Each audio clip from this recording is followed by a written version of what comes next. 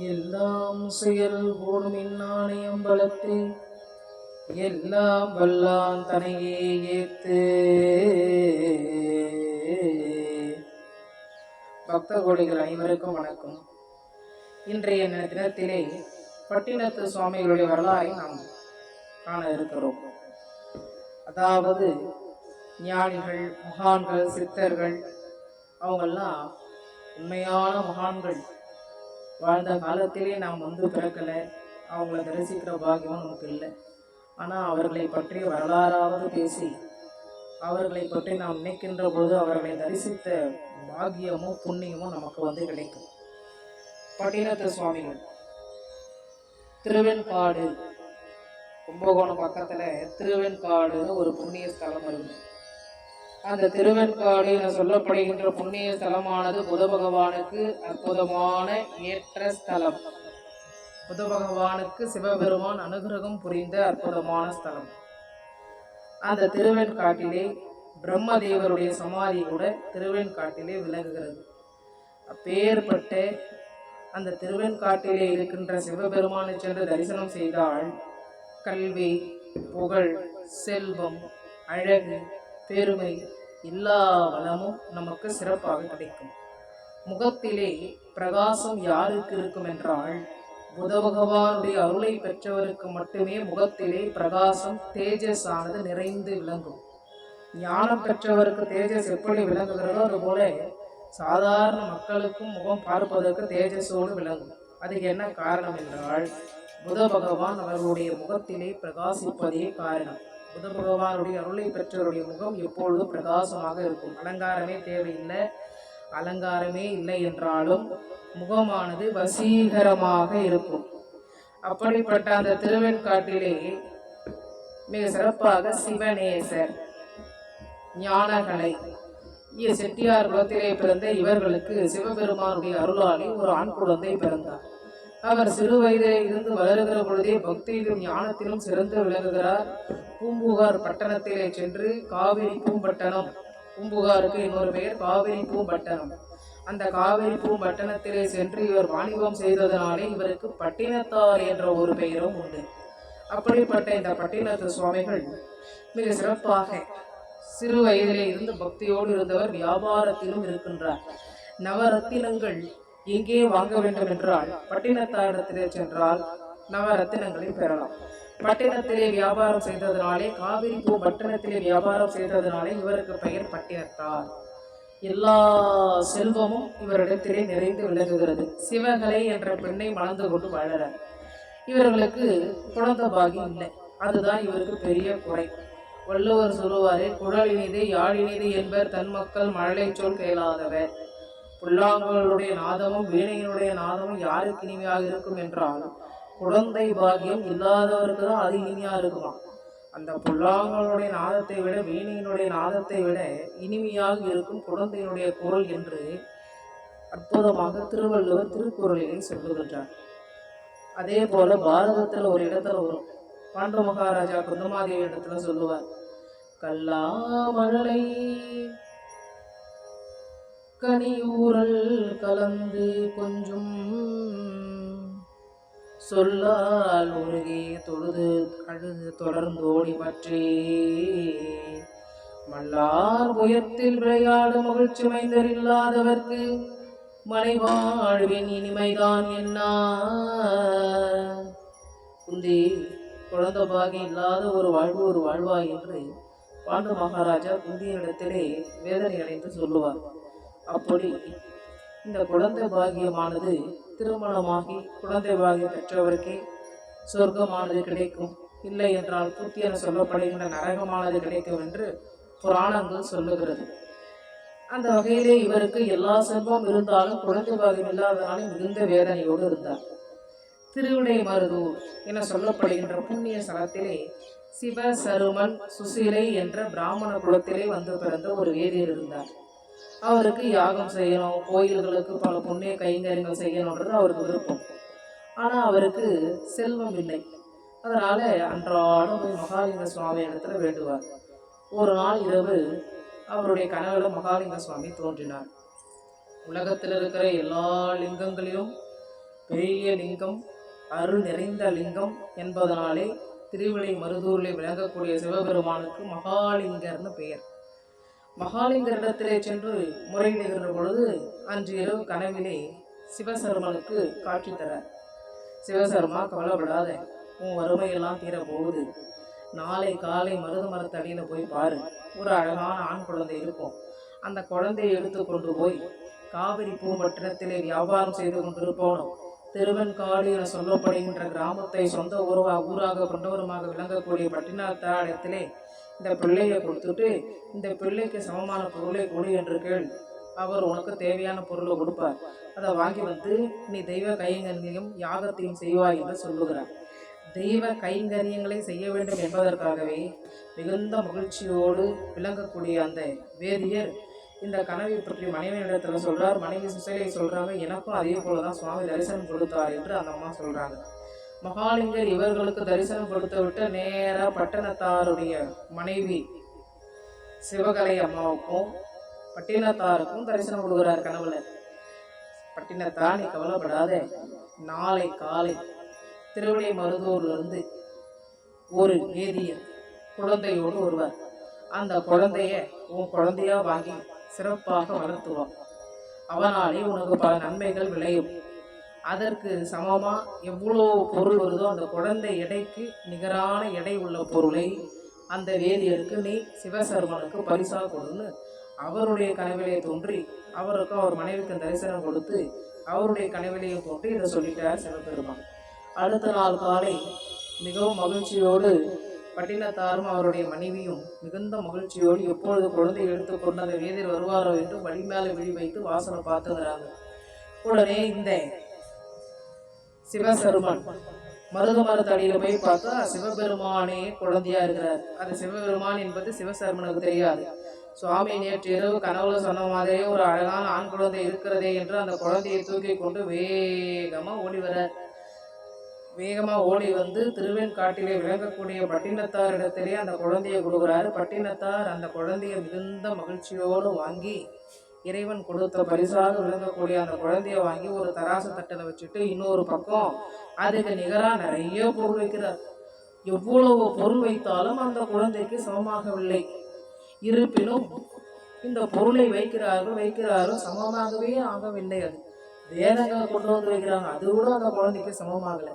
அப்போது சிவசர்மன் பார்த்தார், ஐயா, இந்த குழந்தைக்கு நிகரான பொருளை எவ்வளோ நீங்களும் வைத்து கொண்டே இருக்கிறீர்கள், எடை தராசு சமமாகலை, அதனால இது வரைக்கும் வைத்த பொருள் எனக்கு போதும் என்று வாங்கி கொண்டு குழந்தைய பட்டினத்தாரத்தில் கொடுத்துட்டு அந்த சிவசர்மன் திருவிடை மருதூர் நோக்கி போயிட்டார். ஏன்னா சிவபெருமான் அவருக்கு சமமா இந்த உலகத்துல எது அமையும்? 7-14 உலகத்தையும் ஒன்னா வைத்தாலும் சிவபெருமானுக்கு சமமாகுமா? பறந்து விரிந்திருக்கின்ற ஆகாயம் எங்கே ஆரம்பமாகுது, எங்கே முடியுதுன்னு யாருக்கு தெரியும்? யாரால சொல்ல முடியும்? இதுவரையில் யாரும் கண்டதும் இல்லை, கண்டவர் யாரும் விண்டதும் இல்லை, கண்டவர் யாரும் சொன்னதும் இல்லை. உடனே இந்த குழந்தையை மருத மரத்தடியிலே சிவசர்மனுக்கு பிள்ளையாக கிடைத்து பட்டினத்தார் கையிலே வந்து பிள்ளையாக வளர்வதனாலே இவருக்கு மருதவாணர் என்று பெயர் வைத்து வளர்க்கிறார் பட்டினத்தார். எல்லா குழந்தைகளும் வியாபாரம் செய்ய பக்கத்து நாடுகளுக்கு செல்கின்றனர். மருதவாணன் சொல்லுகிறார், அப்பா, எனக்கு 15 வயதாகிவிட்டது, நானும் வியாபாரத்துக்கு செல்லுகிறேன். சரி குழந்தாய், போய்வா என்று 10,000 பொன் கொடுத்து அனுப்புகிறார். எல்லா குழந்தைகளும் வியாபாரத்தை முடித்து கொண்டு வந்து சேர்ந்தார்கள். எல்லாம் மூட்டையா என்னென்னவோ நவரத்தன, முத்து, பவளம், வைரம், வைடூரியம், கோமேதகம், மரகதம் என்று கொண்டு வந்திருக்கிறார்கள். மருதவானா, நீ என்ன கொண்டு வந்தாய் என்று கடற்கரையிலே சென்று மருதவானனுடைய கப்பலிலே விளங்கக்கூடிய மூட்டையை திறந்து பார்த்தா மூட்டைங்க இருக்குது. இந்த மூட்டைங்களை பார்த்த பட்டினத்தாருக்கு மிகுந்த கோபம் வந்து விட்டது. கொண்டு போன 10,000 பொண்ணை என்ன பண்ண நீ? மூட்டையை போய் கொண்டு வந்துக்கிற, இதுக்காக போய் இப்போ கடல் கலந்து நீ வியாபாரம் பண்ண போன? இப்படி ஒரு வேலை நீ செய்யலாமா? எல்லா மூட்டையை கொண்டு வந்துக்கிறேன்னு சொல்லிட்டு குழந்தைய பிடித்து அடிக்கிறதுக்கு போறார். அங்கிருந்து இந்த மருதவானம் ஓடி வர, நேராக ஓடி வந்து சிவகலை, பட்டினத்தாருடைய மனைவி சிவகலை இடத்துல ஒரு ஓலையை கொடுத்துட்டு, அப்பா என்னை தேடி வருவார், என்னை தேடி வந்தால் இந்த ஓலையை அவர் இடத்துல கொடுத்துருவான்னு சொல்லிட்டு சிவகலைக்கு மட்டும் தான் யார் என்பதை காட்டுறார். தான் மகாலிங்கர் திருவிடைமருதூர் மகாலிங்க சுவாமி என்கின்ற தரிசனத்தை வழங்கிவிட்டு அங்கிருந்து மறைந்து போனார். ஆனால் பட்டாத்தாருக்கு அந்த தரிசனத்தை கொடுக்கல. ஏன் கொடுக்கலன்னா, அவருக்கு பொருளாசை இருந்ததுனாலே அவரு கொடுக்கல. கொண்டு போன 10,000 பொண்ணை வீணாகிட்டு தானே அடிக்க வந்தாரு. அதனால பொருளாசை இருக்கிற அவருடைய கண்களுக்கு முன்னதாக இவர் தான் தெய்வம் என்பதை காட்டல, இறைவன் என்பதை தரிசனம் கொடுக்கல. சிவகலைக்கு தரிசனம் கொடுத்து விட்டு அங்கிருந்து ஜோதியாக மறைந்து போனார். மிகுந்த கோபம் அடைந்த இந்த பட்டினத்தார் இந்த எருமுட்டை மூட்டைகள் எல்லாம் எடுத்துக்கொண்டு, இந்த வரட்டைகள்லாம் எடுத்துக்கொண்டு போய் எதுக்கு வீட்டில் வைக்கணும், இங்கே தூக்கி விசிறி அடிக்கணும். அவர் கையாலே தூக்கி விசிறி அடிக்கிறார்.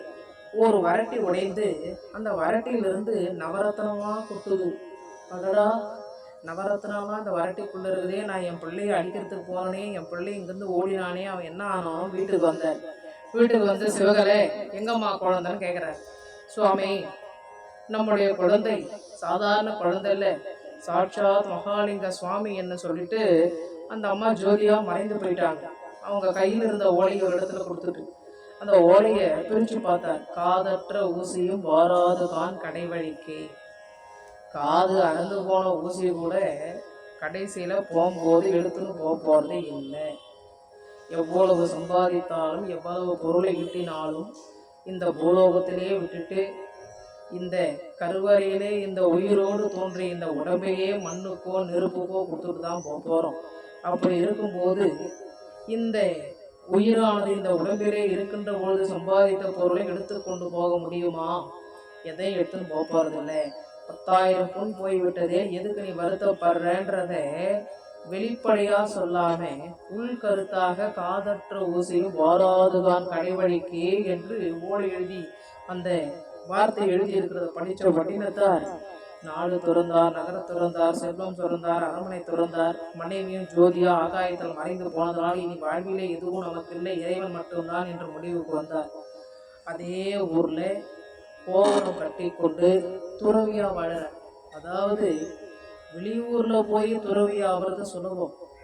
சொந்த ஊரிலேயே பேரோடு புகழோடு சீரோடு சிறப்போடு பல பேர் கைகட்டி நிற்க அப்படி கம்பீரமாக வாழ்ந்த ஒரு வாழ்வை ஒரு நொடியிலே துறந்து அதே ஊர்ல எதுவும் இல்லாதவராக வீடு வீடாக என்று சென்று பிச்சை எடுத்து சாப்பிடுவது என்பது எல்லாராலையும் முடியாது. இதைதான் தாயுமானவர் பாடினார். சினமிறக்க கற்றாலும் சித்திகள் எல்லாம் பெற்றாலும் மனமிறக்க கல்லாருக்கு வாயேன் பராபரமே என்று.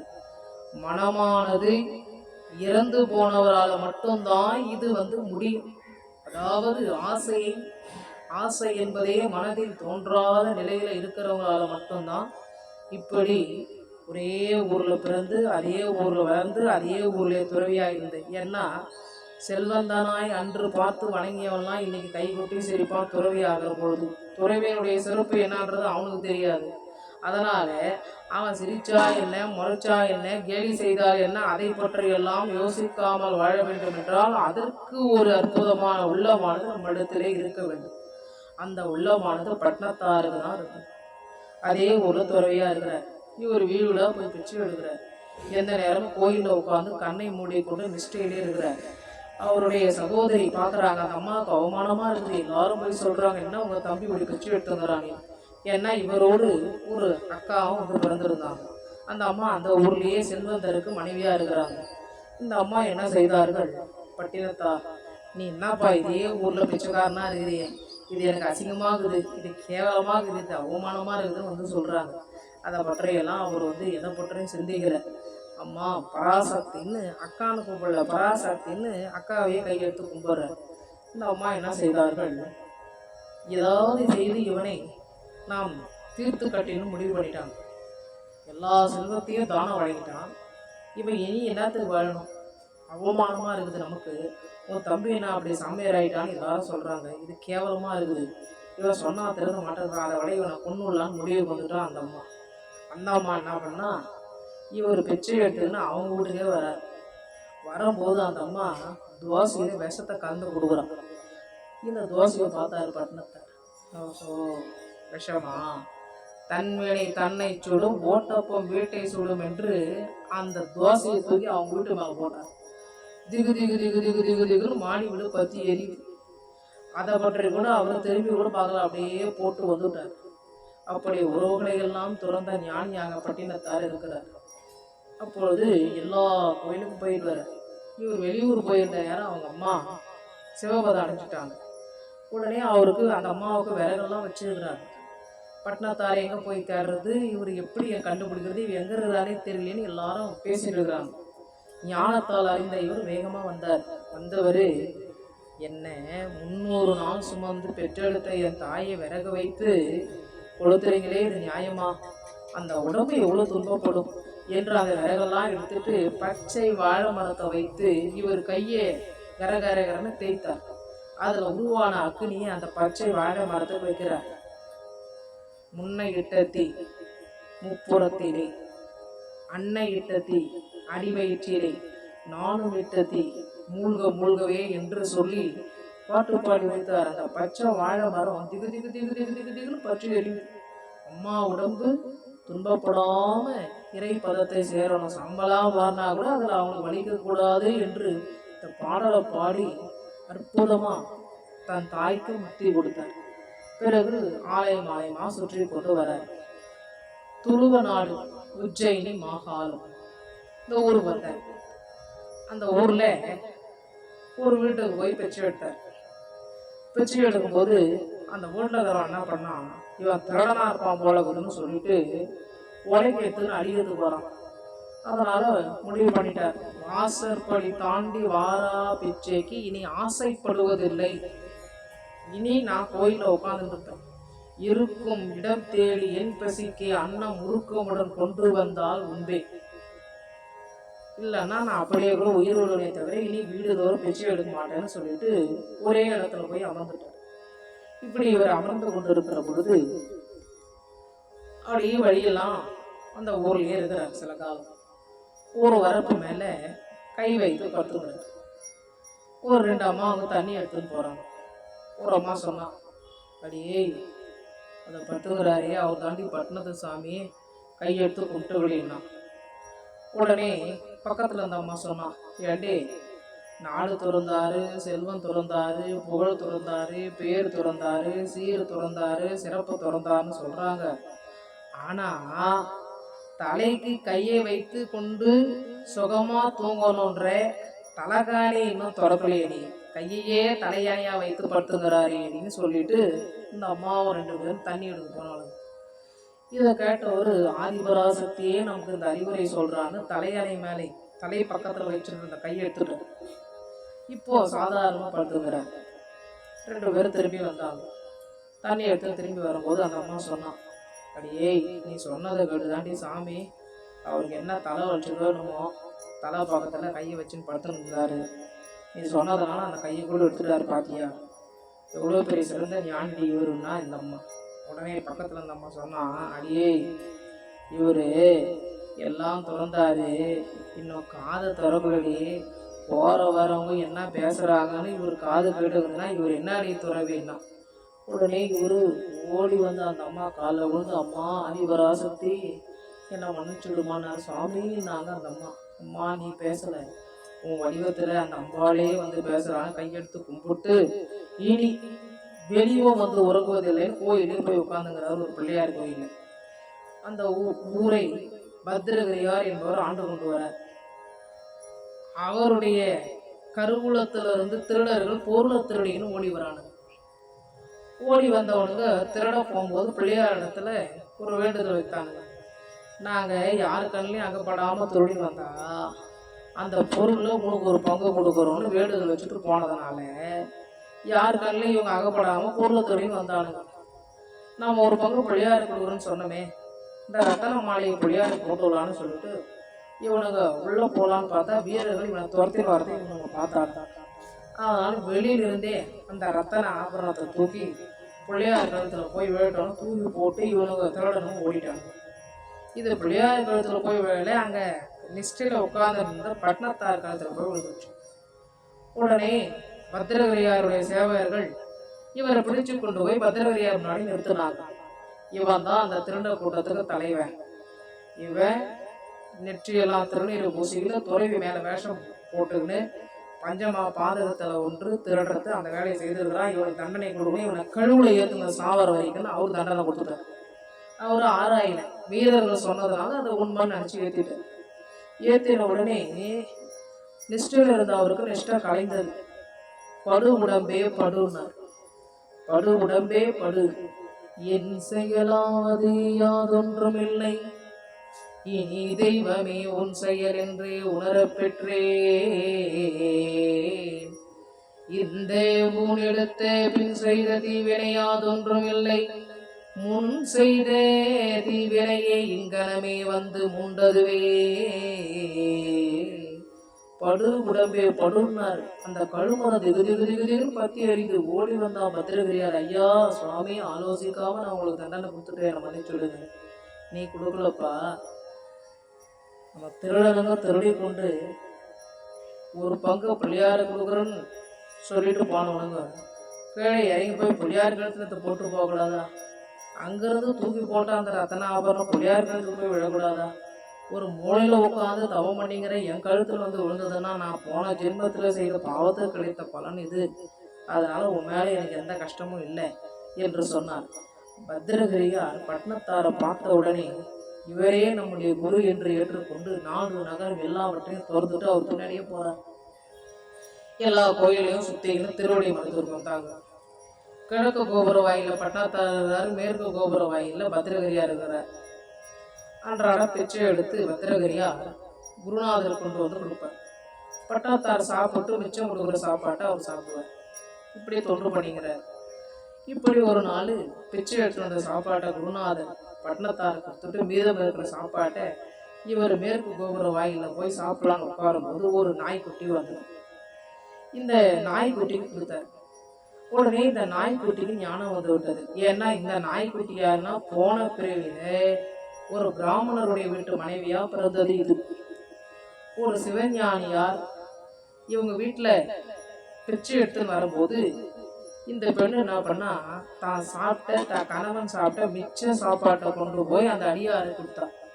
அந்த ஞானிக்கு மிச்ச சாப்பாட்டை கொடுத்ததுனால அடுத்த பிறவில நாயா வந்து பிறந்திருக்கிறான். ஆனா பிச்சை சாப்பாட்டுல மிச்ச சாப்பாட்டை பிச்சையாக ஞானிக்கு கொடுத்தாலும் ஒரு ஞானிக்கு அந்த எச்சில் சாப்பாட்டை கொடுத்ததுனால, கீழே கொட்ட வேண்டிய எச்சில் சாப்பாட்டை அந்த ஞானி கொடுத்ததுனால, அந்த ஞானி அதை சாப்பிட்டு அவர் பசி தீர்ந்ததுனால பத்திரகிரியாருடைய எச்சிலை சாப்பிட்டு அவர் பக்கத்திலேயே நாயா இருக்கக்கூடிய பாக்கியம் இந்த அம்மாவுக்கு கிடைச்சிடுது. இப்பொழுது இந்த நாய்க்கு ஞானம் வந்தது. ஞானம் வந்ததால அவர் பின்னாடியே இருக்கு. ஒரு முறை சிவபெருமானே ஒரு சித்தராவ பட்டணத்தாரிடத்துல போய் கேட்டார். அப்பா, எனக்கு பசிக்கு சாப்பாடு கொடுங்க. நான் முற்றும் திறந்த ஞானி, இங்க மேற்கு கோபுர வாசல்ல ஒரு சம்சாரி இருக்கிறான், அவன் இடத்துல போய் கேளுங்க. உடனே அந்த சித்தர் வந்து சொன்னார், அப்பா நீதான் அந்த சம்சாரியா? உன் இடத்துல உன் குருநாதர் சாப்பாடு வாங்கி சாப்பிட சொன்னார், எனக்கு சாப்பாடு கொடுப்பாங்க. உடனே பத்திரகிரியார் பார்த்தார், இந்த திருவோடும் இந்த நாயும் தான் நம்மளை சம்சாரி ஆக்கியதுன்னு சொல்லி அந்த திருவோட்டை எடுத்து அந்த நாய் மேலே போட்டான். நாய் துடி துடிச்சு இறந்து போனோம். நாய் துடி துடித்து இறந்து போன உடனே பத்திரகிரியார் அங்கிருந்து புறப்பட்டு அப்படியே வேதனை இருக்கிறார். அந்த நாயை அடுத்த பிறவி காசிராஜன் மகளா பிறகுது. அது பருவ மங்கை ஆகியது. கல்யாணம் ஆன போது என் குருநாதரிடத்துல என்னை கொண்டு போய் விட்டுடும்னு சொல்லுது. பத்திரகிரியார் இடத்துல வந்த உடனே, குருநாதா, நான் நாயா இருக்கும் போது உங்க எச்சில் சாப்பாட்டை கொடுத்து எனக்கு ஞானம் கொடுத்தீர்களே, உங்களுக்கு நினைவு போதுதான் கையெடுத்து வணங்கும். உடனே இரண்டு பேருக்கும் சிவபெருமான் அங்கே பட்டினத்தாரிடத்துல ஓடி வர குருநாதர் இடத்துல சிவபெருமான தரிசனம் பண்ணிட்டு பட்டினத்தார் பார்த்தார். மருதீசா என்று மறுபடியும் மருதீச இடத்துல மகாலிங்க சுவாமி இடத்துல அழைச்சின்னு போனார். பத்திரகிரியாருக்கும் நாய்க்கும் ஒரே நேரத்துல மோட்சத்தை கொடுத்தார் மகாலிங்கர். சுவாமி, எனக்கு எப்போ மோட்சம் கிடைக்கிறது? பேய் கரும்பு கொடுத்தார். இந்த பேய் கரும்பு எங்க இணைக்குதோ அங்கதான் உனக்கு மோட்சம். தமிழ்நாடு உலகம் முழுவதும் சுற்றி வந்தார். திருவொற்றியூருக்கு வந்தார். அங்கே பேய் கரும்பு நல்ல கரும்பா ருசிக்குது. உடனே இதுதான் நான் முக்தி பெறக்கூடிய ஸ்தலம் என்று முடிவு செய்தவர் அங்கே கடல் அருகாமையிலே பிள்ளைகள்லாம் விளையாடிந்தாங்க. இவர் மணலுக்குள்ள போறது, மணலுக்குள்ள வெளியே வருது, மணலுக்குள்ள போறது, மணலுக்குள்ள வெளியே வருதுமா. இவர் போய் ஒரு பள்ளத்தை தோண்டி பட்டுக்கிறார். மணலை போட்டு முழுங்கு பண்றார். மணலை போட்டு மூடனோடனே வெளியே வர்றார். மறுபடியும் அந்த பள்ளத்துக்குள்ளே இவர் படுக்க வைத்து அந்த பிள்ளைகளை உட்கார வைத்து அந்த பிள்ளைகளை மணலில் போட சொன்னார். அதே மாதிரி அந்த பிள்ளைகளும் மணலில் போடுறாங்க. மறுபடியும் வெளியே வர இப்படி வெளியே வருகிற பொழுது இப்படியே 3 முறை வெளியே வந்தவர் 3வது முறை சிவலிங்கமாக நின்றார். இப்பொழுது திருவொற்றியூர் சென்றார். பட்டினத்தாருடைய ஜீவ சமாதியை பார்க்கலாம். நம்முடைய மனதுக்கு தெளிவு கிடைக்க வேண்டும் என்றால், வாழ்க்கையிலே விளங்கக்கூடிய விரக்தி நீங்க வேண்டும் என்றால், மன அமைதி கிடைக்க வேண்டும் என்றால், மன நிம்மதி கிடைக்க வேண்டும் என்றால், பத்திரகிரியாருடைய பாடல்களையும் பட்டினத்தாருடைய பாடல்களையும் படிக்கிற பொழுது மன அமைதியும் மன நிம்மதியும் கிடைக்கும். பட்டினத்தார் திருவடிகளே சரணம் சரணம். எல்லா வளமும் நலமும் பெறுக. எல்லா வளமும் நலமும் பெறுக. ஓம் நம சிவாய.